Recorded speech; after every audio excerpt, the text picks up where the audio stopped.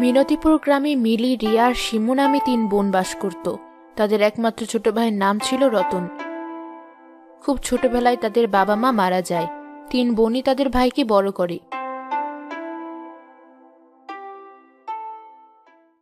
আজ বেশি শীত পড়েছে, আরামে ঘুমোতে পারতাম, কিন্তু সকালবেলা রতনের জন্য খাবার তৈরি করতে হবে, তাই উঠে পড়েছি।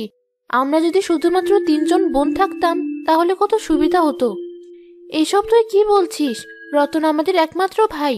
ও না থাকলে ভালো হতো না, বরং খারাপ হতো। একদিন দেখবি রতন আমাদেরকে দেখাশোনা করবে। দেখাশোনা করবে না ঘোড়ার ডিম। দেখবি যত বড় হবে ততই আমাদের কাছ থেকে দূরে সরে যাবে। একসময় বিয়ে করে সংসার করবে, তখন আর আমাদের সাথে যোগাযোগ রাখবে না। তাছাড়া আমাদের বাবার তো অনেক সম্পত্তি, এই সম্পত্তির জন্য হলেও ও একদিন আমাদেরকে দূরে ঠেলে দিবে। এসব ভাইয়ের ভালোবাসা আমার জানা আছে। ভাইরা বিয়ে করলেই পর হয়ে যায়। একটা কাজ করলে কেমন হয়, আমরা বরং রতনের পড়াশোনা বন্ধ করে দেই, তাহলে দেখবি ওর বুদ্ধিশুদ্ধি খুব একটা হবে না, ও আমাদের কথা মতোই চলবে। না না, রতনের পড়াশোনা বন্ধ করার কোনো দরকার নেই। এসব লোভ ভালো না। আমাদের যা আছে তা নিয়ে সুখে থাকতে হবে। ভাইকে ভালো করে মানুষ করতে হবে, ওকে জীবনে প্রতিষ্ঠিত করতে হবে। রতনের প্রতি তোমার দরদ একটু বেশি। এত দরদ থাকা ভালো না। যখন তোমাকে ঠকাবে তখন বুঝতে পারবে। সারাদিন বসে বসে গল্প করিস, কোনো কাজকর্ম নেই। তোরা 3 জন বোন পড়াশোনা করলি না, বাবার রেখে যাওয়া সম্পত্তি ভোগ করছিস। এটা তো ঠিক না। তোদেরও তো একসময় প্রতিষ্ঠিত হওয়া দরকার। ভাইটার দিকেও তো খেয়াল রাখিস না। সারাদিন ভাই খেয়ে না খেয়ে এদিকে সেদিক ঘুরে বেড়ায়। কি করবো চাচি, কাজ করতে একদম ভালো লাগে না। আমার তো খুব ইচ্ছে সিনেমার নায়িকা হওয়ার, তাই পড়াশোনা করছি না। তাছাড়া আমরা 3 বোন মিলে প্রতিদিন লটারি কিনি। দেখবে একদিন লটারি দিয়ে আমরা কোটিপতি হয়ে যাব, তখন আমরা আরো সুখী দিন কাটাবো। এসব স্বপ্ন স্বপ্নই থেকে যাবে। আজ পর্যন্ত কেউ লটারি পেয়েছে শুনেছিস? লটারি এত বড় ব্যাপার না। শোন, এসব বাদ দিয়ে মনোযোগ দিয়ে পড়াশোনা কর আর ঘরের কাজকর্ম কর। একদিন তো তোদের স্বামীর বাড়ি যেতে হবে। সারা জীবন তো আর এই বাড়িতে পড়ে থাকতে পারবি না। কেন থাকতে পারবো না? এটা তো আমাদের বাড়ি। আমরা এই বাড়ি থেকে কোথাও যাব না। দরকার পড়লে বিয়ে করে স্বামীদেরকে এ বাড়িতেই নিয়ে আসবো, ঘর জামাই রাখবো। তারপরেও আমরা এই বাড়িতে থাকবো। এই বাড়িতে শুধুমাত্র আমাদের অধিকার। একদিন তো তোর ভাইকে বিয়ে করাবি। রতন যখন বিয়ে করবি তখন কি তোরাই বাড়িতে থাকতে পারবি? গ্রামের মানুষ তখন কি বলবে? ঘর জামাই রাখা কোনো সম্মানের কাজ না। আমি এখন যাই, অনেক বেলা হয়ে গেছে। তোদের মতো শুয়ে বসে থাকলে তো আমার পেট ভরবে না, আমাকে কাজ করতে হবে। আমরাই আমাদেরটা বুঝে নেব, তোমাকে আর এ ব্যাপারে কথা বলতে হবে না। আপু, সকাল গড়িয়ে তো দুপুর হতে চললো, এখন পর্যন্ত কিছু খাইনি। কখন ভাত খেতে দেবে? খিদেতে তো প্রাণ যায় যায় অবস্থা। আমাকে তো পড়াশোনা করতে হবে, সামনে তো আমার পরীক্ষা। যা তো, ভাগ এখান থেকে। তোর আর পড়াশোনা করার কোনো দরকার নেই। এখন থেকে বাড়িতেই থাকবি, বাড়ির কাজকর্ম করবি। পড়াশোনা শিখে কি হবে? আমাদের বাবার তো অনেক টাকা পয়সার সম্পত্তি রয়েছে, এগুলো দিয়ে আমাদের বাকি জীবন চলে যাবে। আর বিস্কুট আছে, খেয়ে পানি খেয়ে নি। আজ আমরা রান্না করতে পারবো না। মানুষের বাড়িতে কত ভালো মন্দ রান্না হয়, আর তোমরা 3 বোন মিলে সারাদিন শুধু সাজগোজ করে ঘুরে বেড়াও। ঘরে কোনো রান্না বান্না করো না। এভাবে কি না খেয়ে বাঁচা যায়? ঠিক আছে রতন, তুই ঘরে যা, আমি তোর জন্য খাবারের ব্যবস্থা করছি। না, একদম না, তুই ওর জন্য কোনো খাবারের ব্যবস্থা করবি না। আমরা এখন কোনো কাজ করতে পারবো না, ওর খাবার ওই জোগাড় করবে।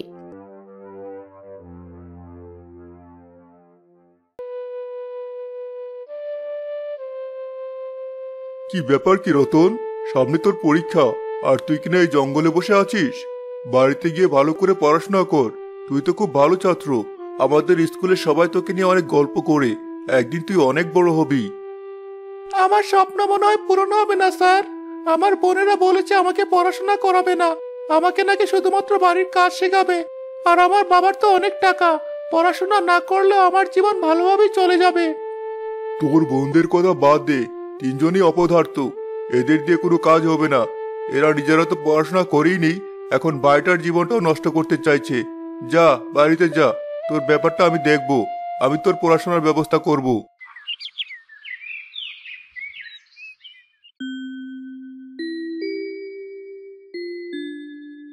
মিলি, শহরে নতুন একটা সিনেমা এসেছে। চল আমরা সবাই মিলে সিনেমা দেখতে যাই আর ঘোরাফেরা করে আসি। না, এখন আর শহরে যাওয়া যাবে না। আমার কাছে কোনো টাকা নেই, সব টাকা পয়সা এখন রতনের কাছে রয়েছে। আমার কাছে যা ছিল সব খরচ করে ফেলেছি। তাহলে রতনের কাছে একবার চেয়েই দেখি। তাছাড়া লটারি কেনার সময় হয়ে গেছে, ওকে বুলিয়ে বালিয়ে টাকা পয়সা দিতে বলবো। মার্কেটে এখন নতুন নতুন ডিজাইনের জামাও এসেছে, রতনকে বলবো এগুলো কিনে দিতে। আমাদের একটু স্নেহ ভালোবাসা পেলেই ও একদম গলে জল হয়ে যাবে।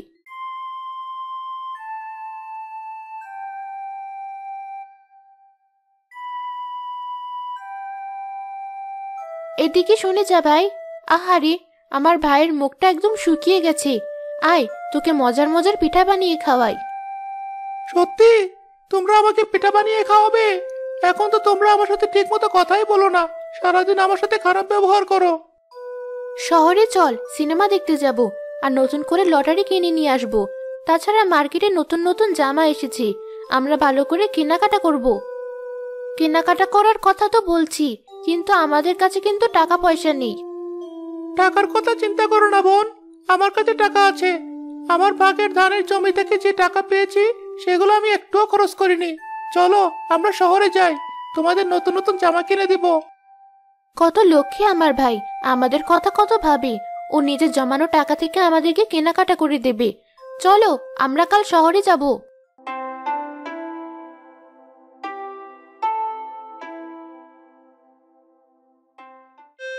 আপু, তোমরা আমার কাছে যা চাইলে আমি তোমাকে তাই কিনে দিলাম, কিন্তু আমার একটা আবদার আছে।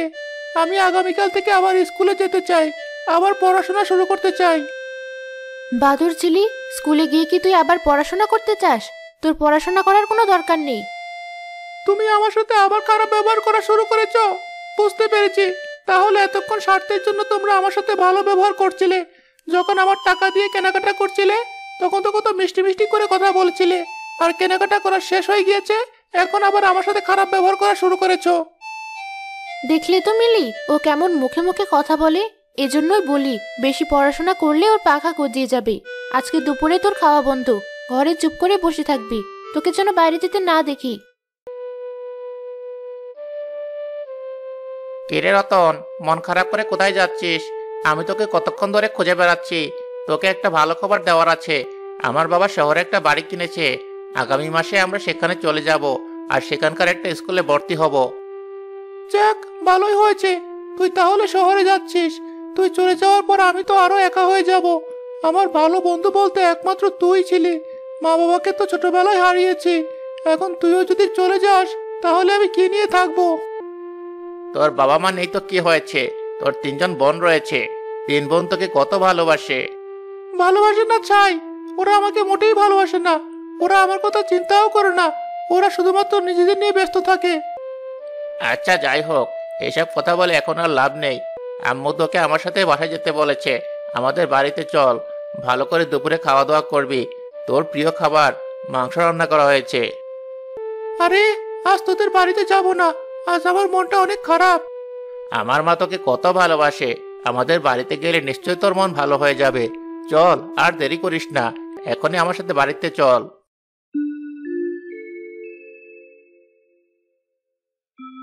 যা হতভাগা, তোর সাথে আমি আর কথাই বলবো না। গত 1 মাস হয়ে গেল আমাদের বাড়ির দিকে আসিস না কেন? আমরা কি তোকে ভালোবাসি না? আমি কি বলেছি তুমি আমাকে ভালোবাসো না চাচি? এই পৃথিবীতে আমার তো আর মা নেই। আমি মায়ের ভালোবাসা কি তা জানি না, কিন্তু আমি তোমার ভালোবাসা দেখেছি। আমি তোমাকে নিজের মায়ের মতো মনে করি। বানিয়ে বানিয়ে আমাকে আর মিথ্যা কথা বলতে হবে না, আমাকে খুশি করতে হবে না। যদি মায়ের মতো মনে করতি তাহলে তো আমার খোঁজ নিতে আসতি। নয়নকে দিয়ে তোকে কতবার খবর পাঠিয়েছি। আমার 3 বোন মিলে আমাকে বাড়ি থেকে বের হওয়া বন্ধ করে দিয়েছে চাচি। এখন আর আমি বাড়ি থেকে বের হতে পারি না। বলছিস কি, বাড়ি থেকে বের হওয়া বন্ধ করে দিয়েছে? তাহলে স্কুলে যাস কিভাবে? দুঃখের কথা তোমাকে আর কি বলবো চাচি। আমার বোনেরা বলেছে আমার নাকি আর স্কুলে যাওয়ার দরকার নেই। আমার বাবার নাকি অনেক টাকা, স্কুলে গিয়ে আমার আর কি হবে? তোর বোনেরা মনে হয় পাগল হয়ে গিয়েছে। নিজেরা তো পড়াশোনা করলো না, সারাদিন শুধু সাজগোজ করে ঘুরে বেড়ায় আর শহরে গিয়ে লটারি কিনে। তোর বোনরা যেমন পাগল, তুইও তেমন পাগল হয়ে যাচ্ছিস। যা, তোর আর এসব কথা বলার দরকার নেই। এখন থেকে নিয়মিত স্কুলে যাবি। দরকার হলে আমি তোদের বোনদের সাথে কথা বলবো। ঠিক আছে চাচি, কিন্তু তুমি কিন্তু সময় করে আমাদের বাড়িতে একটু যেও। আমার বোনদের একটু বুঝিয়ে বলে এসো, তারা যেন কোনোভাবে আমার পড়াশোনা বন্ধ না করে। আমার কিন্তু অনেক চিন্তা লাগছে। আগামীকাল তো লটারি ড্র হবে। যদি একবার লটারি পেয়ে যাই তাহলে কত কিছু করতে পারবো। আমি যদি একবার লটারি পেয়ে যাই তাহলে অনেক বড় দেখে একটা গাড়ি কিনবো, আর সেই গাড়িতে করে পুরো গ্রাম ঘুরে বেড়াবো। সবাইকে দেখাবো আমার একটা দামি গাড়ি আছে।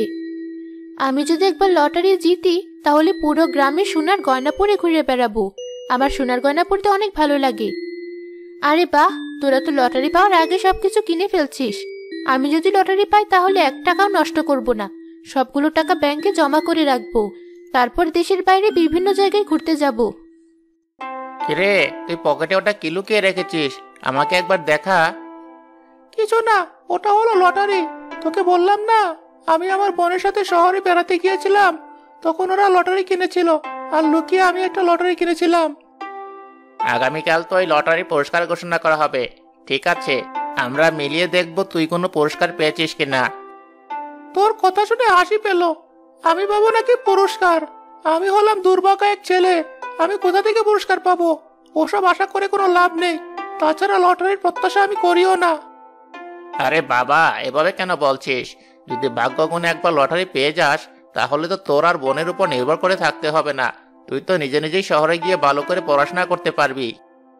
আরে না না, এই তুই কি বলছিস? আমার মনে হয় কখনোই আমাকে শহরে পাঠাবে না। ওরা আমাকে পছন্দ করে না, কিন্তু আমাকে ছাড়া ওরা থাকতে পারবে না। তোর বোনরা যে তোকে ভালোবাসে এটা জেনে খুব খুশি হলাম। এখন স্কুলে যাই, আগামীকাল সকালবেলা আমরা এটা মিলিয়ে দেখব।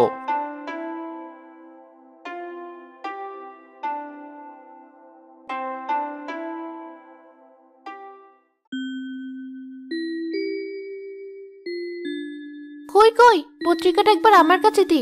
আমি একবার মিলিয়ে দেখি, ভাগ্যক্রমে তো পুরস্কার পেয়েও যেতে পারি। আমি কোনো পুরস্কার পাইনি। ভালো করে তো মিলিয়ে দেখলাম, মনটাই খারাপ হয়ে গেল। আমার কপালেও কোনো পুরস্কার নেই।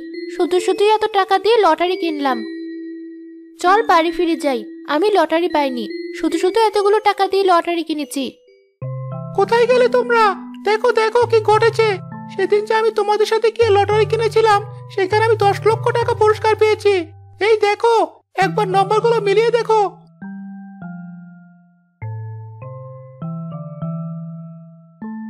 বলছিস কি, তুই লটারি জিতে গেছিস? দিয়ে দে লটারিটা তুই আমার কাছে।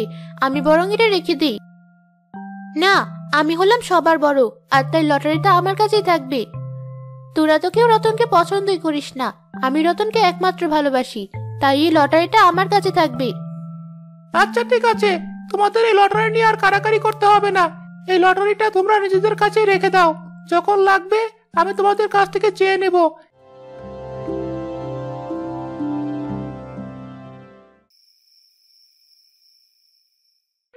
রতন কেন এত টাকা পেল? একবার ভেবে দেখো বোন, 10 লক্ষ টাকা। রতনের কপালটা আসলে অনেক ভালো। এতগুলো টাকা কোনোভাবে ওকে পেতে দেওয়া যাবে না। এই টাকাগুলো যেভাবে হোক আমরা নিজেরা নিয়ে নেব। কিন্তু রতন এখন যথেষ্ট বড় হয়েছে, ওর কাছ থেকে এই টাকাগুলো নেওয়া সহজ হবে না।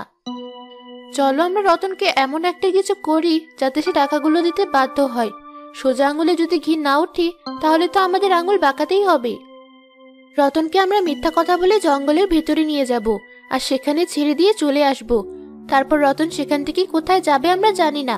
এর ফাঁকে আমরা টাকাগুলো সরিয়ে ফেলবো।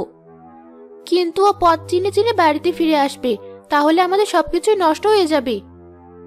আরে না, এত সহজ না। ও কোনোভাবেই পথ চিনে বাড়িতে আসতে পারবে না। আমরা ওকে একদম গভীর জঙ্গলে ছেড়ে দিয়ে আসব। কাল সকালেই আমরা রতনকে মিথ্যা কথা বলে বাইরে নিয়ে যাব।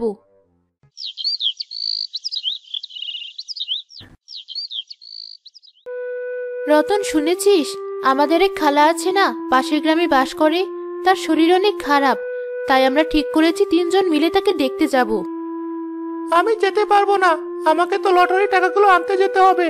তোমরাই বরং যাও, আমি না হয় এরপর একবার গিয়ে দেখে আসবো। কি বলছিস তুই? যাবি না মানে? তুই আমাদের একমাত্র আদরের ভাই। তুই যদি না যাস তাহলে তো খালা অনেক কষ্ট পাবে। তুই এক কাজ কর, লটারিটা তুই আমাদের বাড়িতেই রেখে যা। তারপর ফিরে এসে না হয় টাকাগুলো নিয়ে আসবি। রতন চল, আমরা সবাই মিলে একবার খালাকে দেখে আসি।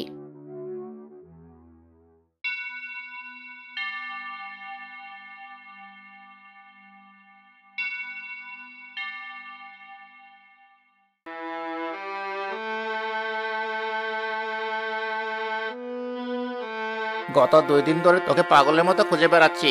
এখানে তুই কিভাবে আসলি? আমাকে তুই তাড়াতাড়ি তোদের বাড়িতে নিয়ে চল। গত 2 দিন ধরে আমি এক ফোঁটা পানিও খাইনি। আমি খুবই অসুস্থ হয়ে পড়েছি। তারপর তোদেরকে সব কথা খুলে বলবো। ঠিক আছে, তুই বাড়িতে চল, সেখানে তো আম্মু আছে, সেখানে না হয় সব কথা খুলে বলবি।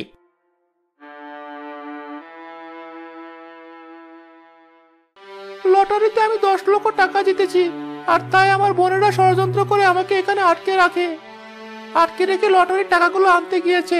আমি আর বাড়িতে যাব না। সেই টাকা পয়সা সম্পদের কোনো প্রয়োজন নেই। বুদ্ধি করে আসার সময় আমি লটারির টিকিটটা সাথে করে নিয়ে এসেছিলাম। আমার সন্দেহ হয়েছিল হয়তো ওরা এমন কিছু করতে পারে।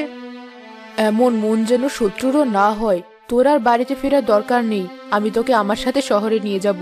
সেখানে তুই ভালো করে পড়াশোনা করে মানুষের মতো মানুষ হবি। নয়ন চলে গেছে প্রায় 2 মাস হয়ে গেছে। বাড়িটা কেমন খালি খালি হয়ে গেছে। আমরা ওর সাথে এটা একদম ঠিক করিনি। কয়েকদিন ধরে আমার শরীরে এরকম ছোট ছোট ফোসকা দেখা দিয়েছে। আমি বুঝতে পারছি না এগুলো কি। প্রচন্ড ব্যথা করছে। আমারও তো একই অবস্থা। তুই দেখ, আমার শরীরে সব গোটা গোটা কি বের হয়েছে।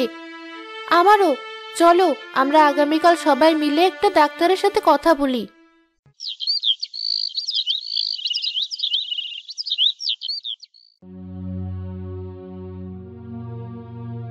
আমার তো অবস্থা খুব একটা ভালো মনে হচ্ছে না। এগুলো তো কুষ্ঠ রোগ। আপনারা বাড়িতে ফিরে যান। এর কোনো চিকিৎসা নেই এবং ধীরে ধীরে এটা সারা শরীরে ছড়িয়ে পড়বে। কি বলছেন ডাক্তার সাহেব? এ হতে পারে না। আমাদের সুস্থ করে তুলুন। আমাকে ক্ষমা করবেন, এর কোনো চিকিৎসা নেই।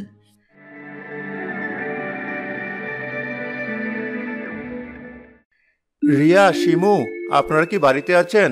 আপনাদের সাথে একটু জরুরি কারণে দেখা করতে এসেছি। কি ব্যাপার? কি চান? আপনি এখানে কেন এসেছেন? আপনি জানেন না আমাদের বাড়িতে কোনো মানুষ আসে না? আমাদের 3 বোনের শরীরে কুষ্ঠ হয়েছে। আমাকে চিনতে পারছো না বোন? আমি তোমাদের ভাই রতন, যাকে তোমরা জঙ্গলে গুহায় আটকে রেখে এসেছিলে লটারির টাকার লোভে।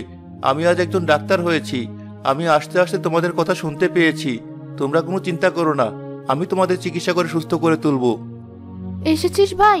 তোকে যে একটু দেখবো সেই কপাল আমাদের আর নেই। আমাদের চোখগুলো নষ্ট হয়ে যাচ্ছে। সৃষ্টিকর্তা আমাদের পাপের শাস্তি আমাদেরকে দিয়ে দিয়েছে। তুই এখান থেকে চলে যা রতন। তুই আমাদের কাছে আসিস না, তাহলে তোর ওই কুষ্ঠরোগ হবে। যত যাই কিছু হোক, আমি তোমাদের ফেলে রেখে কোথাও যাব না বোন। আমি যেভাবেই হোক তোমাদের সুস্থ করে তুলবো।